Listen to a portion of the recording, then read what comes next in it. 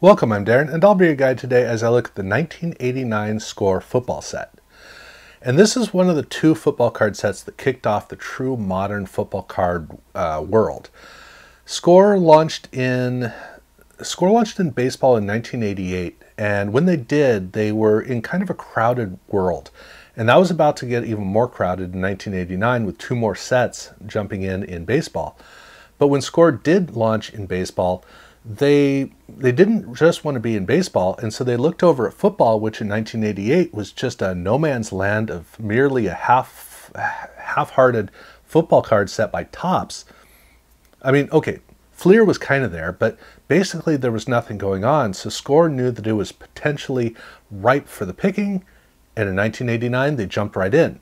Now, unfortunately for Score, but fortunately for the rest of us, when they got there, they discovered Pro Set had been created, and thus started one of the great rivalries of cards, if not the great rivalry of cards, because the innovation of the drive between those two card companies competing head-to-head really did lay out much of the groundwork for the 90s as we would know it. And so it was a great blessing for us, but for Score, it meant they couldn't jump in and be lazy. They were going to have to be on top of things, and they were going to have to react fast. And in many ways they did that on the second half, but on the first half, they were innovative right from the outset. Now, the way that they approached the cards in football were different from the way that they did it in baseball, because in baseball, they had a full color border on the outside, which was really their calling card. And more than that, it changed color for every 110 cards.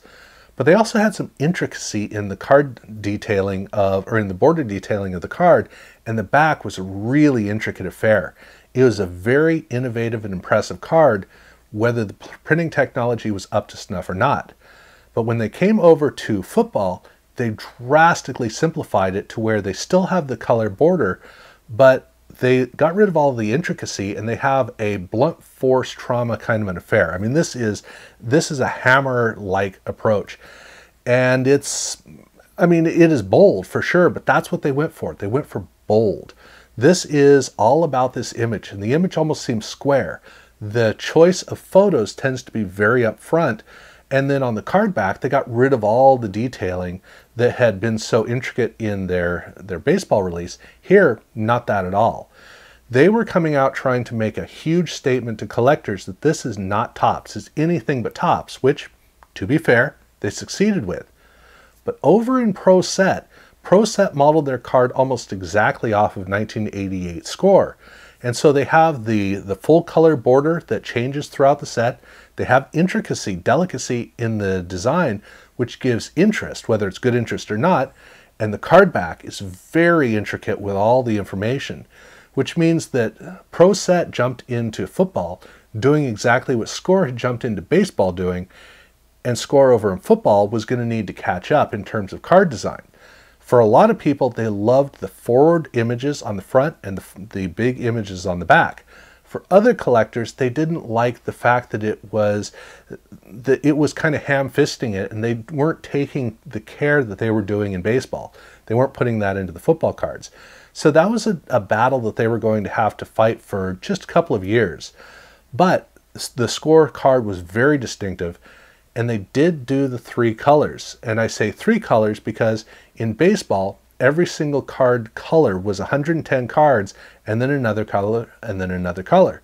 Well, in football, they did the same thing, except instead of a 660 card set, they did a 330 card set. So in baseball, Topps had a 792 card set, and in football, they had a 396 card set, half the size. Score did the same thing. They had a 660 card baseball set, a 330 card football set. And so there were three colors for the set. There was blue for the first 110 cards, red for the second 110 cards, and then green for the third 110 cards. And the third section doesn't have a lot of veteran players in it because they have a lot of subset cards. In fact, that limits the capability of the set to be loaded up with players, because where in baseball you have half the team size, but you have twice the card size. Here in football, it's a very small card size. I mean, Topps was already at half the size for football that it was for baseball, and admittedly, they didn't have all-star cards in football. But still, that means that there are very few player cards that are featured in the football set. Well, in Score, there were even less cards than the top set, and there were more subset cards, which means there were very few veteran players on a percentage, but the subset cards were making up for it with appearances of star players. But more than that, the most impressive card in this entire set is their draft pick rookie cards. This is the beginning of the draft pick world, or the true modern rookie card world. Prior to this, nobody had ever done a draft pick rookie card. Okay, it's not entirely true, because in 1989, earlier in the same year, Topps had released 4 draft pick rookie cards in baseball. Nobody cared. Had it been in 1988, okay, people would have cared about the draft pick rookie cards chosen in that set, but in 89, that just wasn't that big of a deal. And nothing came of the Topps cards. But over here in football, for reasons completely separate, Score had decided that, well, why don't we do draft pick rookie cards for these players? And so they included the entire first round. Every single player in the first round got a special card in this card set. And this blew people's minds. I mean, to give you an idea, all of a sudden, Topps made their first Topps traded football set. Pro Set, who probably was going to do this anyway, they had a whole second series. Nobody had ever done a true Series 2.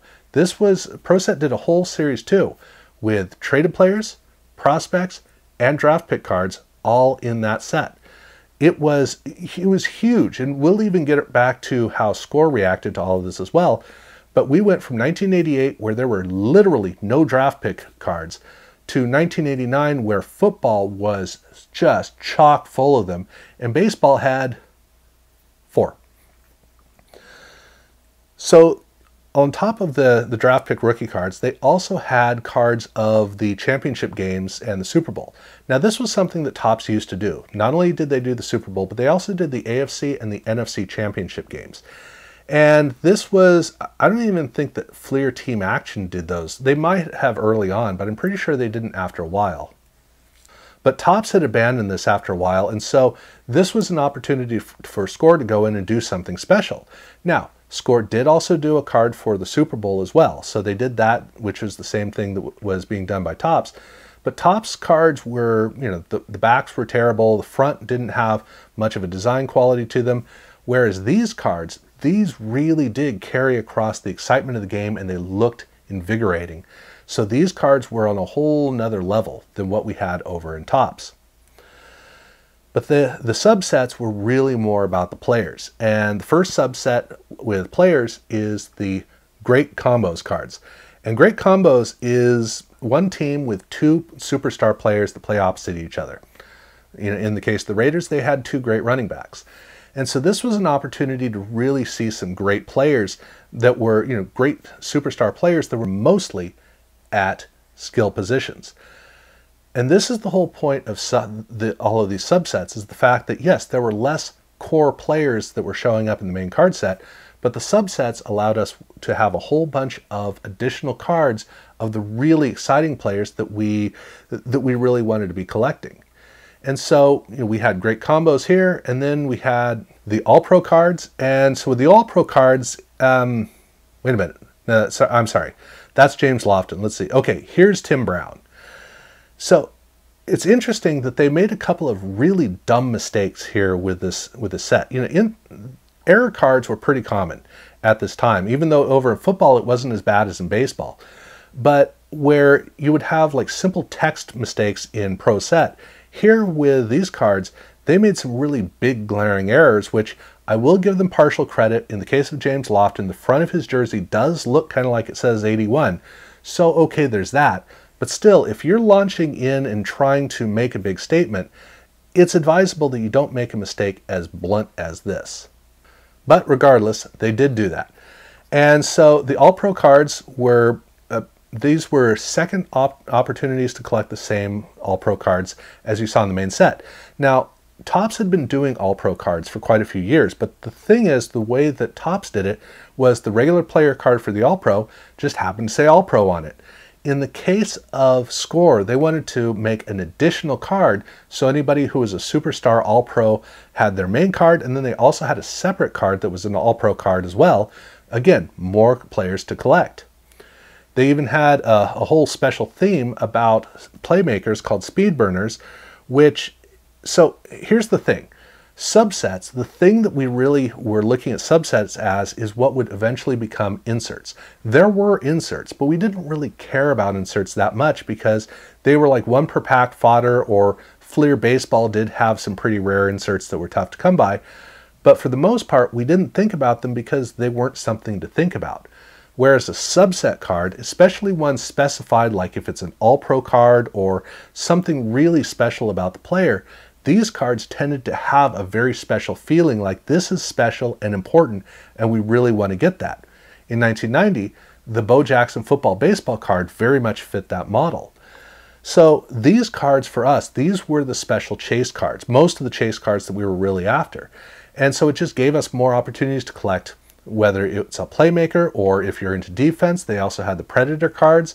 It was an opportunity to have more cards of your favorite players or your favorite team or whatever it was, but it was also an education for young collectors to learn, okay, so this is a special player and that's a special player, so that they were able to stand out better, so you could better understand the game and the superstars in the game.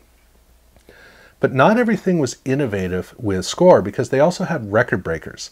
This was a gold standard for Topps. They've been doing this for a long time. And so Score basically continued this tradition with their card set, which makes perfect sense. There's no reason not to do this. But they closed the set out with a special card dedicated to Tom Landry. Landry was retiring, whether he wanted to or not. He was moving on, and so they gave a tribute card to him at the end of the card set. And this is a pre-Hall of Famer card. This is one of the few cases where we had a legend of some sort, or even really the first time we had a coach card in a long time. Although, to be fair, over in Pro Set, they were doing coach cards at this very time. So the big thing is this is one of the few Tom Landry cards from when he was actually coaching, because actually, now that I think about it, it might be the only Tom Landry card from when he was coaching. And this was a thanks for the memories, don't let the door hit you on the butt on the way out kind of a card. So kind of interesting, but at any rate, this was how they closed the set out. Now, they did not do inserts, but they did, in 1988, when Score launched, have Sportflix trivia cards.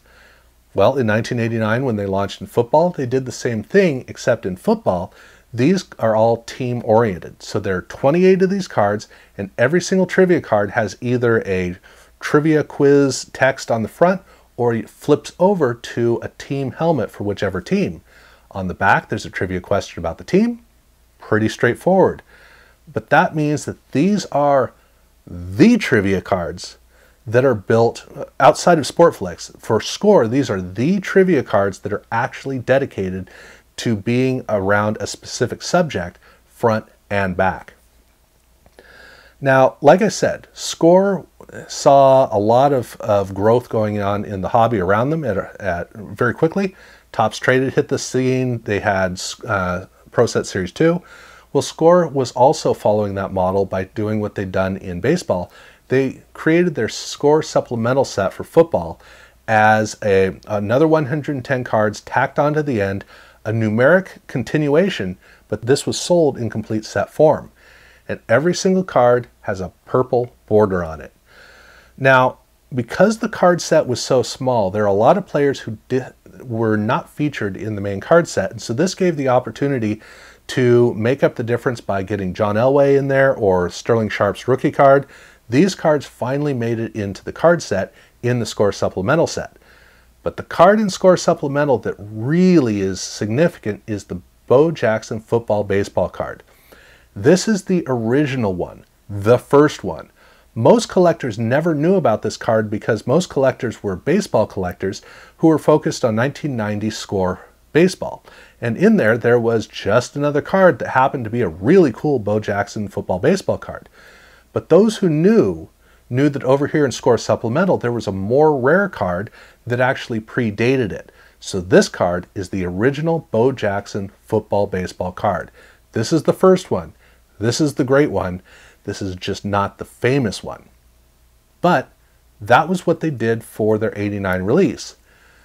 But I will tack on one more thing, which is that in their promotion for these cards, after they were already out, they went to a couple of card shows and they'd signed Franco Harris as their spokesman.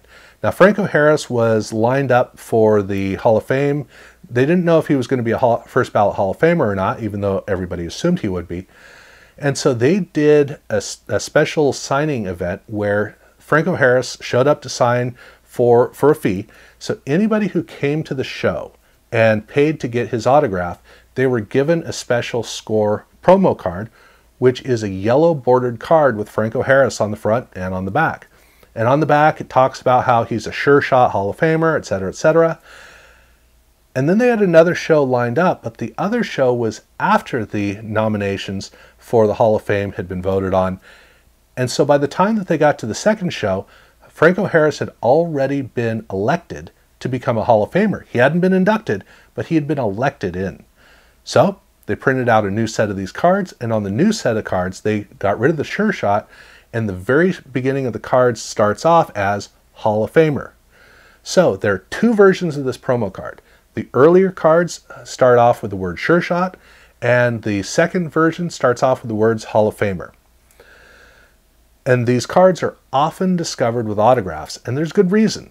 These cards were given away at an autograph signing. So it's very common to find these cards with autographs. Now, I do happen to know there are a lot of people out there who have some issue with non-official autographs, which I think is really sad that they feel that way, but they've, I guess, got to complain about something. Who knows? Regardless, these cards, if there's an autograph on this card, the odds are it's authentic because, again, it was given away at an autograph event. For a lot of collectors, this might have been the very thing that they wanted to get autographed. Who knows? Regardless, it is very common to find them, and so if you do find one of these with an autograph, assume it's valid because odds are it is. But that's what there is to talk about for 1989 score. Now, like I said, in 1990, they'd have a fire right under their butts, which was in the form of Pro Set, who was innovating at a rate that Score was having a tough time keeping up with. And we already saw some of the innovations they did in this '89 set. So 1990, 91, they were working hard to keep up with their competition, which would be a lot of fun. But let's look at that at a separate time, because I think we've been talking long enough about 1989 Score football. So this is the beginning of Score in this corner of the hobby, the one corner of the hobby where Score continued for a long, long time. So if you haven't subscribed to my channel, I do urge you to do so, and definitely check out my other videos. I've been covering all. In fact, in baseball, I've already covered the entire expanse of Score from 1988 through 1998. I've got all that done in case you're curious about it. So do go over and check that out if you haven't had a chance. And thank you very much for watching.